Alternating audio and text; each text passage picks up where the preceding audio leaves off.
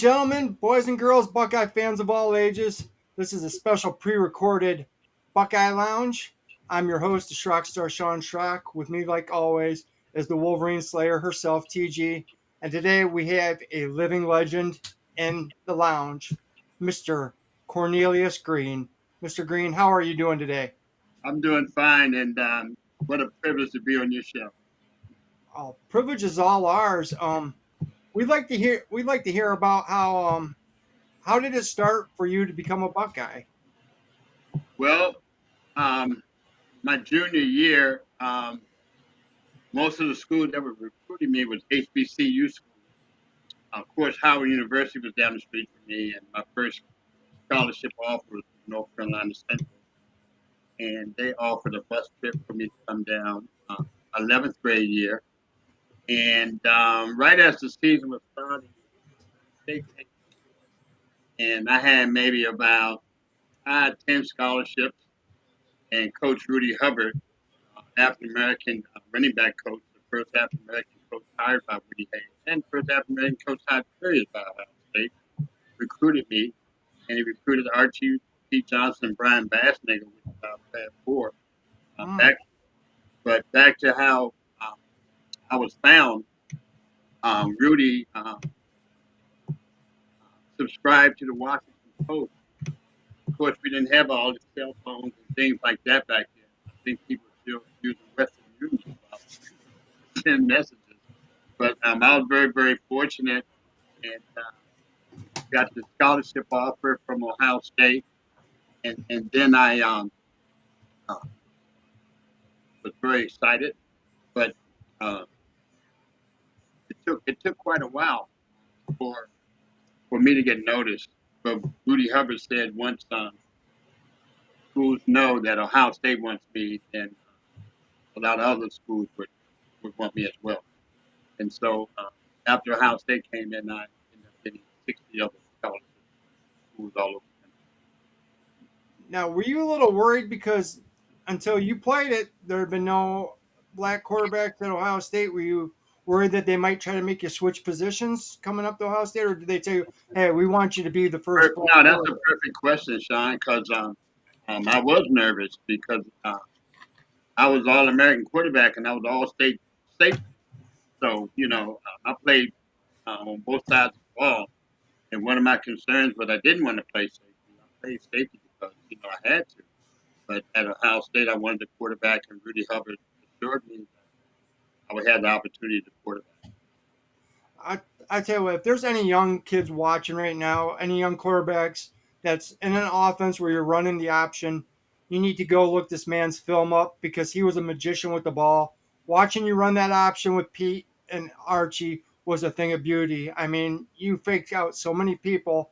I went back and I was watching some of your games, some of watched your Rose Bowl where you're the MVP, and just the way you ran that option with those guys was a thing of beauty. I mean, it was wonderful. I was very, very fortunate to have a great, great quarterback coach, George Thompson. He also coached Rex Kern. So Rex was like a mentor of mine, and I saw Rex when I was in high school, and I would say, "Wow, man, I would love to do that." So for some reason, I thought Ohio State was passing the ball. I did not know it was 3 yards in the cloud of dust. Because I threw Mhm. 28 touchdowns my senior year, and I like throwing the ball. I had no idea Ohio State was 3 yards in the cloud of dust. Um, but once I got there, I was so happy to be there. But my journey was tough my freshman year. Speaking of 3 yards in a cloud of dust, I know that was the offense, but you did hold the school record for passing for many years. I Yeah, mean, I mean, Woody did let it go a little bit, but three or two out of three things of his passing philosophy are negative. Of course, you know that interception, and that's 66%. And that 1/3 in passing, man, he just didn't believe it. And we were just fortunate to have great offensive lines, but we had great coaching, um, uh, great offensive line coaches as well. I was very fortunate to have three great left tackles, John Hicks, who ended up being voted second in the Heisman voting, first lineman to be run up to the Heisman. That was my sophomore year. I think Archie and then we had a great Randy Brett. He came But if you imagine that most of the people went to John Hicks and not shared with Randy and Archie, I think John Hicks would have beat John Capoletti that year for the Heisman.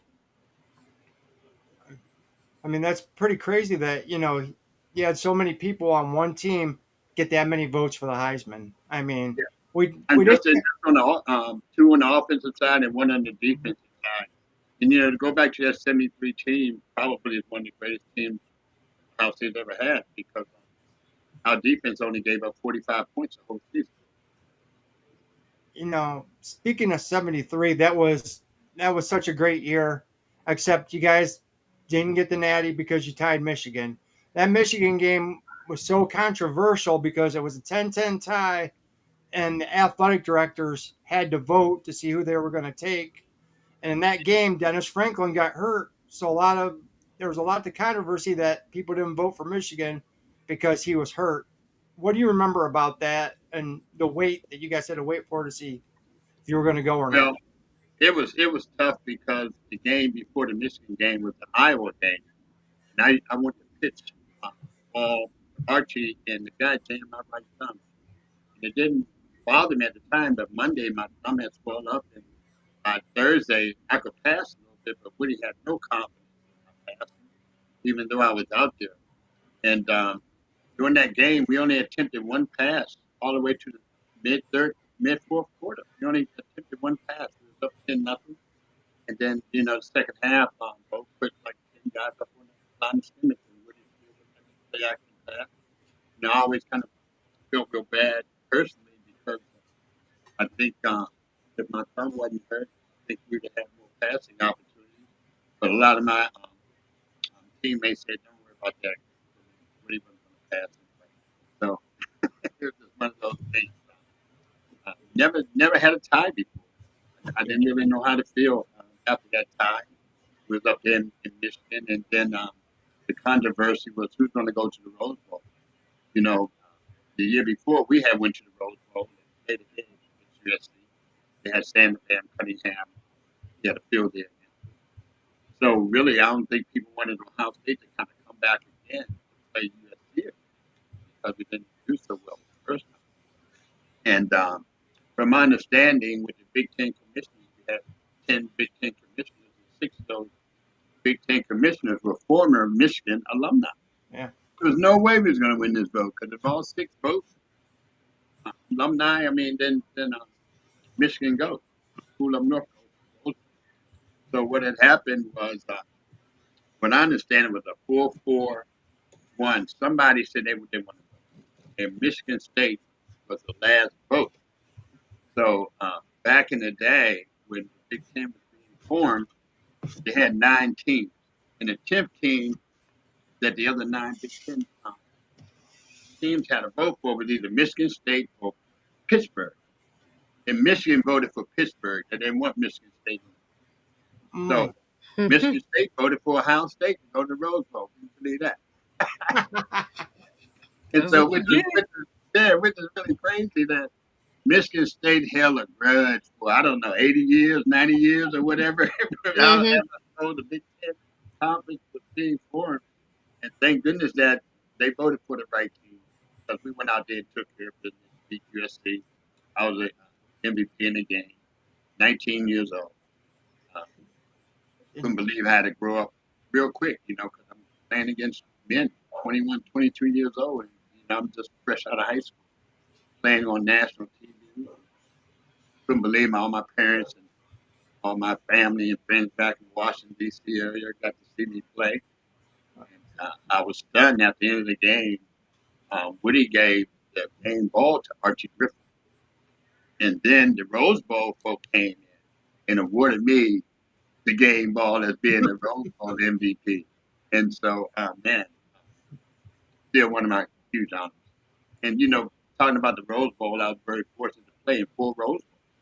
A lot of folks didn't realize my freshman year I was on the scout squad, and I returned 3 kickoffs. I had a 30-yard average, and Nice. yeah, and so it was so funny. Somebody came up and said, "You're not right now. Where you putting that ball in?"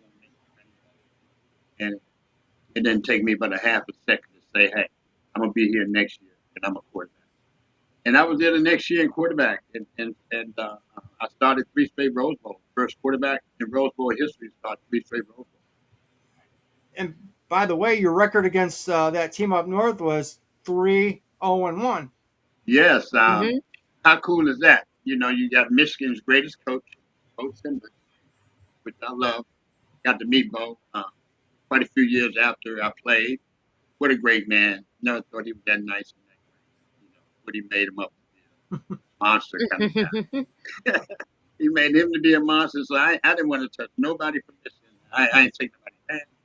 So, yes, I got to meet Bo. Very, very proud uh, to say that he's 0-3-1 against me. In those 4 years, he had to watch Ohio State win.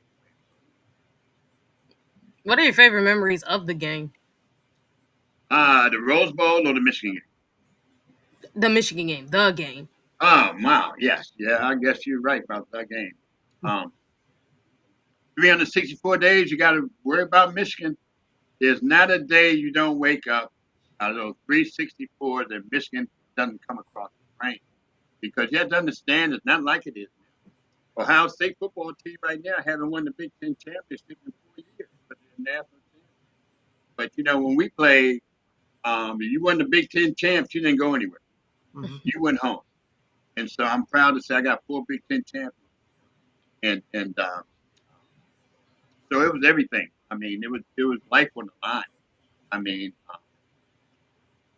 every week, I tell you what, we played Northwestern, and this was probably the seventh game of the season. Woody practiced for Michigan Monday, Tuesday. We practiced for Northwestern. Hey, And Corny, if you could move up closer to your screen because the your audio kind of goes out the farther you go back. Okay. Okay, that's Yeah. better. So again, we're very, very fortunate to get past Michigan 4 years in a row. I mean, all the games are very, very close. Right. Twice it came down to two missed kicks at the end, didn't it? Yeah. I mean, you're not kidding. Guy missed two field goals. He missed one to the far right, missed one to the far left. My junior year, the one he missed, we'd have lost 13-12, but we was up 12-10. And when we was up in Michigan my senior year, um, the first drive we went down and scored, and probably about two drives after in the first quarter, we had a first down. And Archie had a 31 game streak. He had rushed for 100 yards, 31 straight games, and this was our last regular season game. So Michigan had held him. So after the first quarter, we didn't get a first down. The rest of the first quarter, we didn't get a first down all of the second quarter. We didn't get a first down all of the third quarter. Imagine that 1, 2, 3 punch for like two and a Wow. half quarters. And so we was up 7-0. Michigan tied the game 7-7. Put us in the hole. They go up 14-7 with 7 minutes left in the game, and we still hadn't had a first down. And the ball's on the 19-yard line, and end zone is right there. Third down, and it's third and 18. We hadn't had a first down, like I said, in the first quarter. And what I did was I told the team, I said, hey, um, I don't care if you religious or not, but I'm gonna leave us in a prayer, not for us to win the game, but us for us to stay together as a team because we kept coming up fourth and inches and things like that. So I couldn't believe it. What he sends in the play, and it's called 84 bars. That's a pass play. You know, play action to Archie and hit Brian Bassnigger. So I hit Brian Bassnigger after that prayer. We got a first down. First down we've had since the first quarter. I threw it to Lenny for another first down. Third play, I threw it to Lenny again, another first down. I handed off to Archie. He goes 15. Next play, I keep it and go down about 12 yards down to the 5. He takes it down to the 1. They stopped us two straight times. It was fourth down. He finally scores. Now the score is 14-14. About 3 minutes left. So I knew Michigan didn't want another tie. Because it was another tie, probably we get to go through the Rose Bowl. They wouldn't. So they went to pass. They was right in their own end zone, and Ray Griffin intercepts the pass, takes it down to we get the ball back to Pete, and we win 21-14. At Michigan, set everybody up there, shut them up. 100-something thousand, couldn't say a word. And so after the game, yeah, after the game, I was voted the most valuable player of the game, and they asked me uh, what happened, and of course I said about the prayer. I said, hey, we wasn't doing a thing until I said that prayer, and I made that witness on national TV, and I got over like 3,000 letters from people all over the country saying, wow, here was the opportunity I could have bragged upon myself and say how good I was, but I didn't. I gave the Lord the credit. And I got a lot of letters from people who were alcoholics and said they stopped drinking. And Yeah. from Wow. there, yeah, from there, I was already a member of the Fellowship of Christian Athletes. I started a chapter our freshman year. Woody was very, very reasonable with us and let us have Bible studies like 15 minutes before we had to leave to go to the games. The night before the games, he just let us have our Bible study before we went to bed. So broke up, to go to your own room. So yeah, heck of a story there. Yeah, that's awesome. I had to thanks to our producer Buckeye Vader, by the way, shout him Yeah. out. We ended up kind of looking up a little something. So you were 18-0 in the Big Ten. You were the first team All American in 1975 and Big Ten Player of the Year. And despite the fact that you were in a run heavy offense under Woody Hayes, you broke and held the Buckeyes like passing like record, like passing yards record. Like, what did those personal achievements mean to you? Well, it means a lot because um, when we did pass, the other team knew we were going to be passing. It wasn't a surprise, and for me, it was complete passes. Now, I led the Big Ten in pass percentage. I completed very close to 60% of my passes. Um, um, in terms of running the offense, um, that goes back to Coach Chunk teaching me when to pitch, how to pitch the ball on options. But more importantly, I had to do the right thing on the options because in high school, I was the best player on the team. And, I had to do extra stuff. And when I got to Ohio State, I was trying to do extra things. And my coach said, no, no, no, you just do what you're supposed to do. Pitch it when you're supposed to and run it when you're supposed to. So I'm very proud of that. I mean, most folks don't realize that I'm out of the Big Ten Player of the Year my senior year. And what did that mean? I was most valuable player of Archie Griffin, the greatest running back in college football history, probably the greatest player in Ohio State history, which a lot of folks don't realize. I was the most valuable player over him. I was the most valuable player in the Big Ten Conference over Archie, even though he won his title. Um, but back to how great Archie is and what a great friend he is. Going back to that MVP award that I won for the team, I only won by one vote. I voted for Archie and he voted for me. You Oh, realize if Archie votes, if he was selfish, he votes for himself, he'd have won by one vote. If I was selfish and voted for me, it would have been around. But we was roommates for 4 years. He was my best friend. I'm his best friend. So, I wanted him to really win that Big Ten award because he had won it his sophomore and junior year, and he was our team MVP his sophomore and junior year. And boy, what a record would that have been! It'd been the first time a player would have been three-time Big Ten MVP, three-time player on the Ohio State team MVP. So now I'm 71. I can brag and say what person can say that he was MVP of a Heisman Trophy winner? I think I'm the only one around the country can say. well, then you also had probably the greatest fullback. I mean, in Oh Ohio my State goodness! history with Pete Johnson. I mean, that backfield you got, the backfield they had this year with Quinshawn and Trey was amazing, but your guys' backfield, you, Pete, and Archie, people kind of forget about that sometimes because the younger people haven't gone back and watched the film. But what a stacked backfield you guys had! I mean, And, amazing. and Sean, even before Pete, we had Champ Henson, and Champ Henson played with us for 3 years, and Champ was the all-time leading scorer in Ohio State history, and Pete came right behind him and broke his record in all-time leading rusher. Um, my senior year, Pete scored 25 touchdowns in Well, 11 games and and before rushed Champ, for there was 1,000 Jim. yards. And before Champ, there was Jim Otis. Oh my So goodness, yeah, Jim was with that Rex Karen them group, yeah, and so so we made that change because Ohio State was known for quarterbacks and running backs get the ball all the way down to the goal line, then we give it to the fullback. So we got to do more. We start faking to the fullback and running options. Um, First touchdown I scored against Minnesota, we ran an option. I scored the first touchdown, and I used to dance in the end zone. So you know, I said, if you didn't want me to dance, keep me out the end zone. And, and it was really funny because the first time I did it, they thought Woody was going to kill me. So I didn't really realize I had danced in his zone, to be honest. But Woody never said anything. He just let us be loose. He knew we was a different group. What was it like playing for Woody? Can you tell us a good Woody story? I mean, I can give you many of them. I got about 1,000, but you know, first of all, at 18, Woody Hayes is like a military and taskmaster. And I grew up with a nurturing mom, but I always had critical coaches. And Coach Hayes was the first serious critical coach I've had. And so I just couldn't do anything right. Gave me an ulcer. I had an ulcer at 18. And when I went over to the doctor, he said, "You're number 5." I said, "Doc, what are you talking about? I'm number 7." He said, "No, you're the fifth quarterback. When you get an ulcer." I had to get in line, man. So, yeah.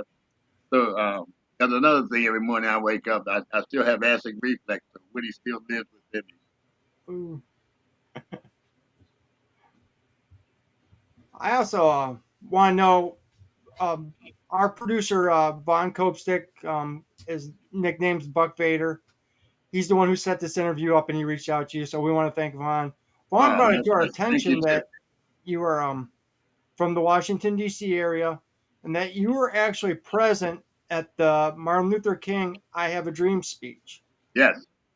Please tell us about that. That is so historic. What was that impact on you as a young man?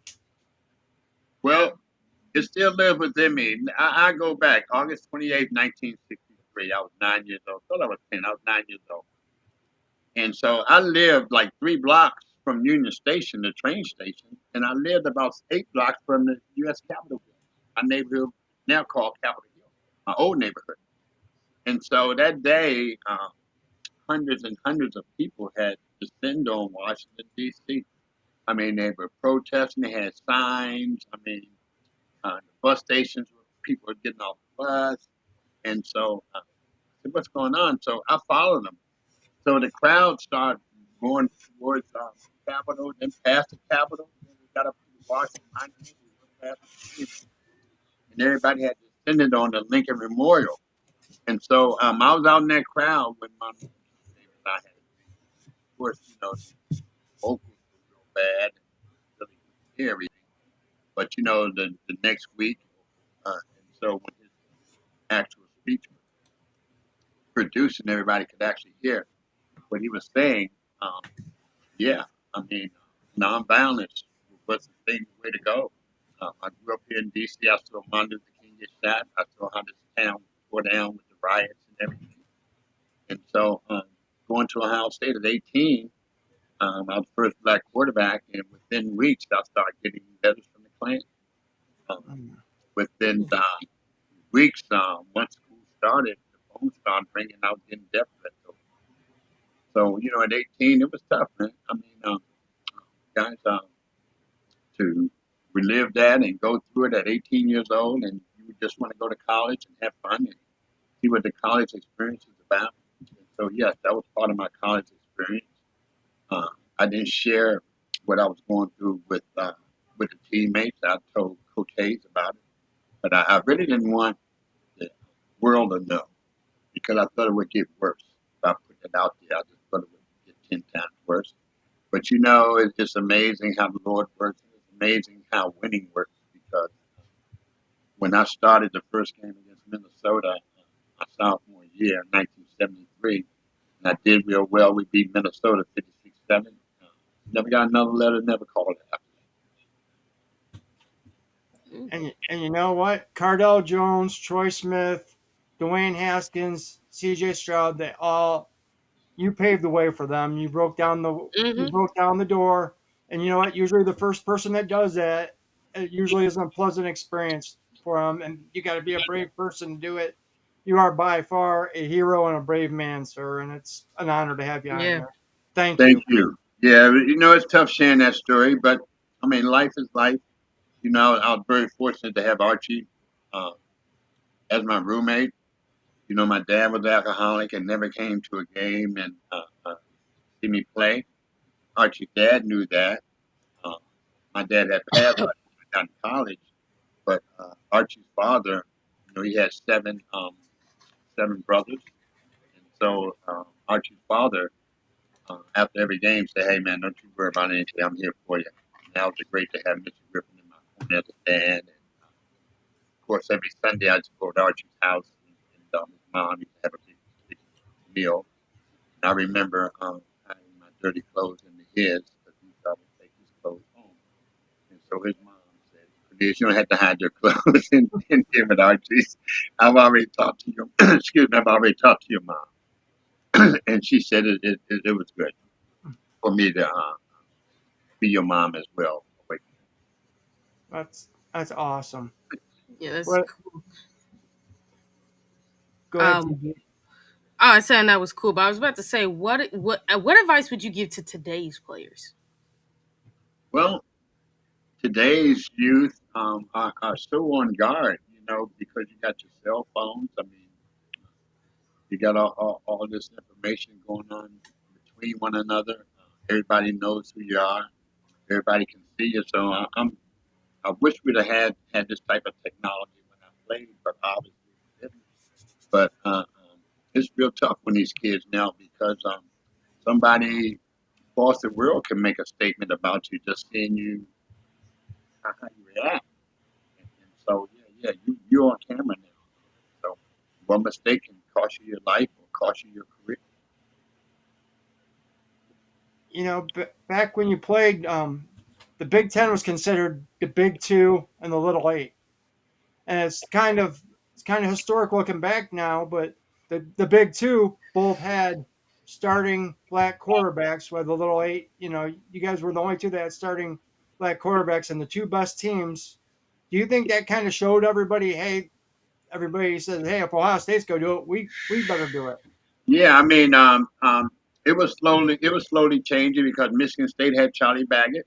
He was African American. Indiana had an African American quarterback. So they were trying to make that change slowly, but that those other teams wasn't highly profiled. I guess as much as Okay. us in Michigan were.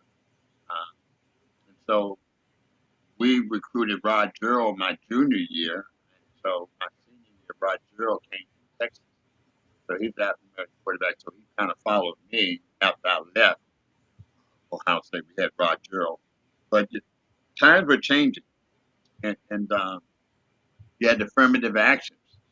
So now back in the '70s, where a lot of African American athletes were going to HBCU schools, now you had your big schools now picking up these athletes. It helped all the colleges all over the United States. You just saw a huge turnaround with African Americans playing. I don't think you guys realize in 1972 when I was at Ohio State, we only had 500 African American students out of 50,000. We was a half of 1% of the student body in 1972. Honest, Cornelius, I wasn't born until '78, so I know.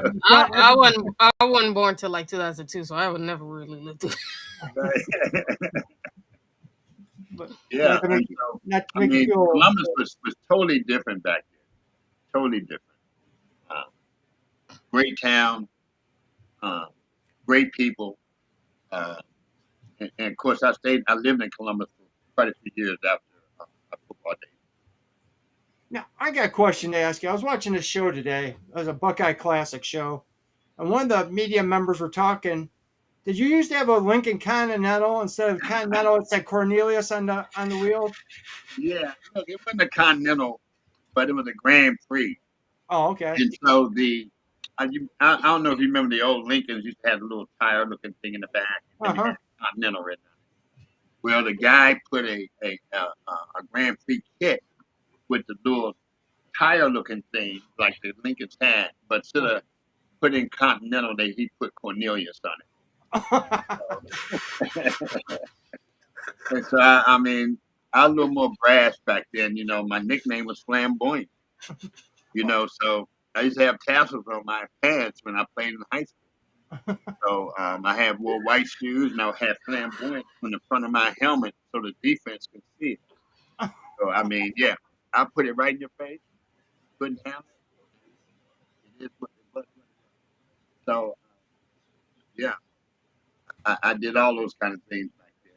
But my car, it had my tags were Flam 7.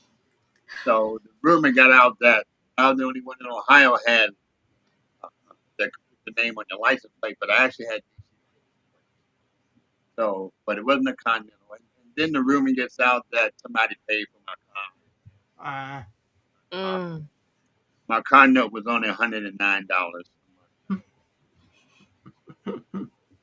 yeah, it's kind of cool looking back because Woody Hayes was such a conservative person, and you look back and there was the Archie Griffin show, and you see all you guys in these bell bottoms, and you guys are dressed to kill, got the afros, and there's Coach Hayes all buttoned up with a tie, conservative as can be, followed whatever Richard Nixon said. He was a straight conservative guy, and there's you guys a little, like you say, flashy, a little flamboyant.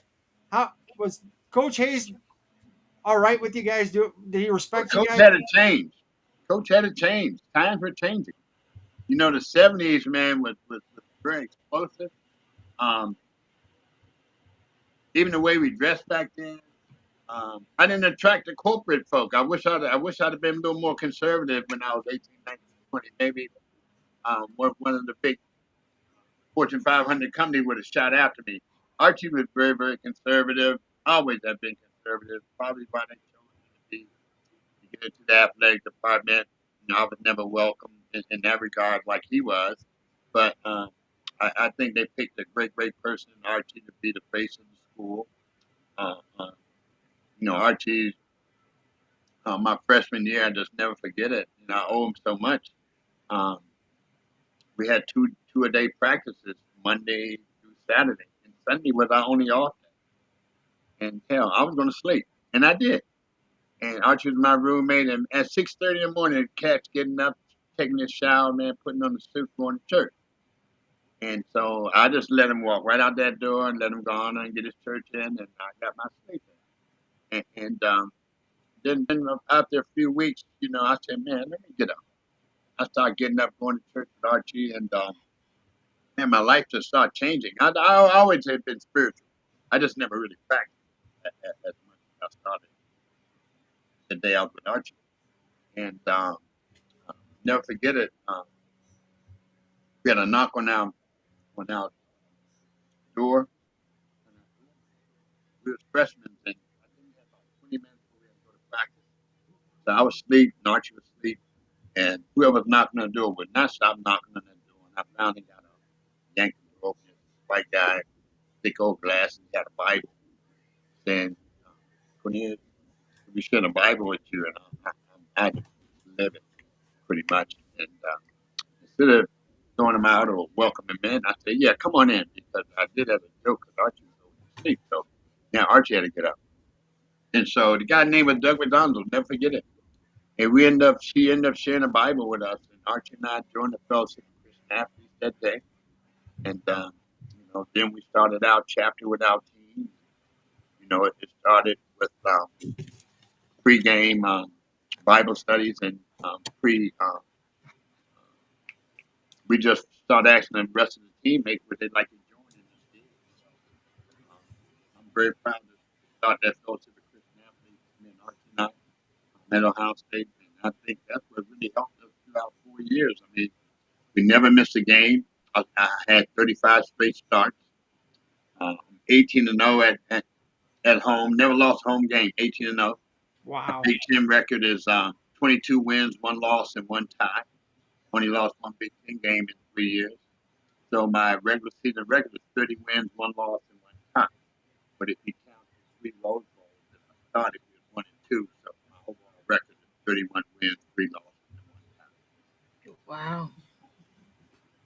Um, I'm not gonna lie. That's actually pretty great. But so many Buckeye fans don't know the complete story of Ohio State. Do you think it's important for former players like yourself to tell their stories on more modern media, as podcasts and so many other younger fans can appreciate the history of Ohio State football? Yeah, I mean, that's what we're doing now, trying to put the word out, trying to, yeah, it's so upsetting to me, you know, even though, Archie gets his due and very deserving, way deserving, and especially giving his flowers while he's alive. But, when I go to Ohio State, I'm nowhere to be found. Not going there in the Woody Hayes facilities, I'm nowhere to be found. If you go behind the door where the teams are, they have pictures of Big championships and team pictures. But I think Brian Bassnagel, Archie, and I, that senior class, I think Brian and I should have our pictures up somewhere around, like I never existed. Wow, that is crazy. I mean, honestly, I mean they honor Bill Willis, which rightfully so they should, but they should also honor you too because you broke the color barrier for the most important position on the football team, and Yeah, if it wasn't for you, yeah. I other mean, guys would have there was a time at Ohio State where if you was 15 years old, you never saw a white quarterback. I mean, they was just like you said, Braxton and all it. those Yep. guys. I mean, over that 15-year period, and Cardell Jones is one of my favorite guys.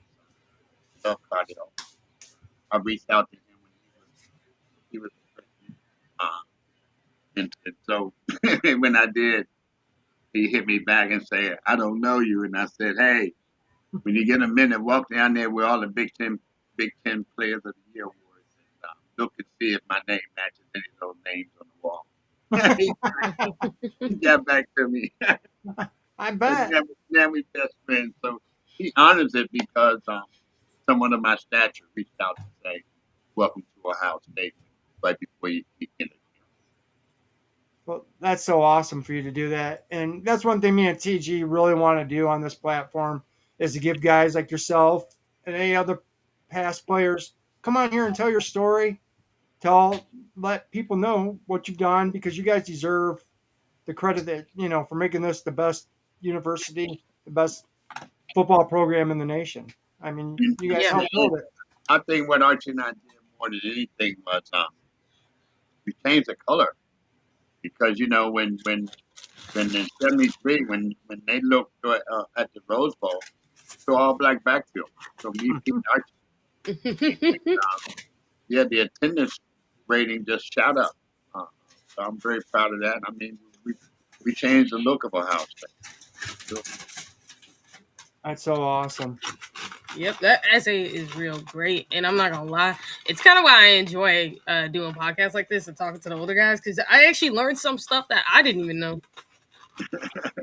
and um, one thing about football, they go 6 deep.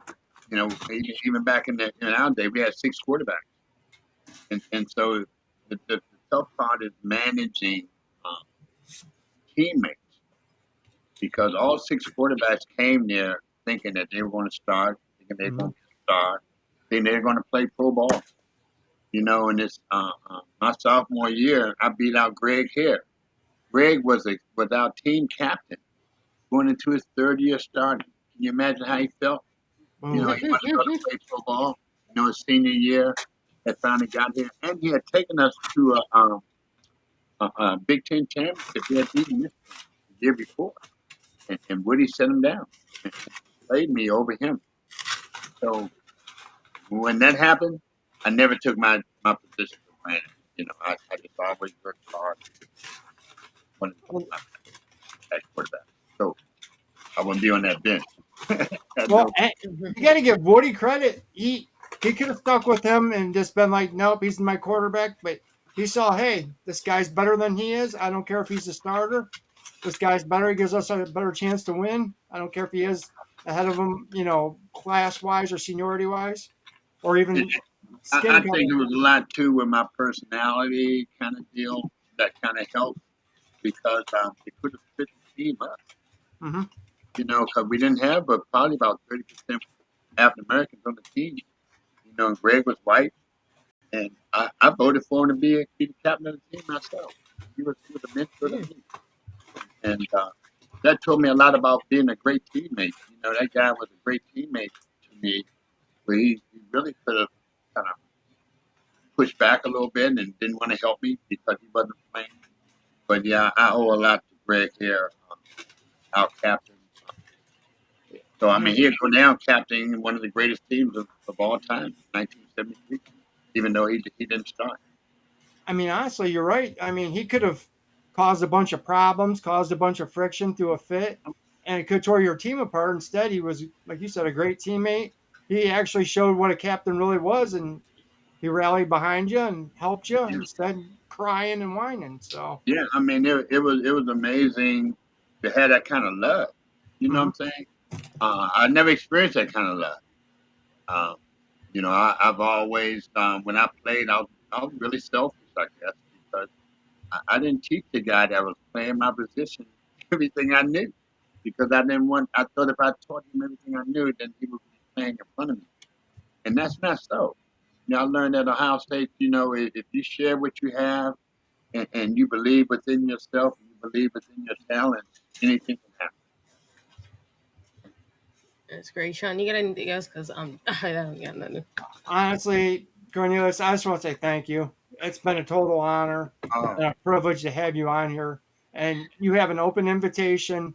And please let any of your teammates know if they ever want to come on here and tell their stories. They're more than welcome to come on. We'd love to have them on. but thank you. Hey, I appreciate you guys having me on. I'm glad. I apologize again we couldn't do it yesterday, but I'm Oh, glad we got it hey, today. life happens and stuff happens.